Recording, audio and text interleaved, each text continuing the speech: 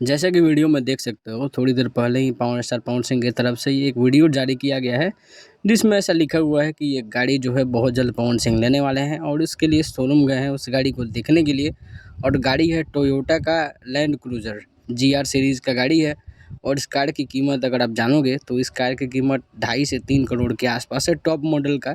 और इस गाड़ी को लेने का जो डेट उन्होंने मेंशन किया है, अपने भाई ऋतिक सिंह के साथ गए थे, तो इस नवरात्रि में वो लोग इस गाड़ी को लेने वाले हैं।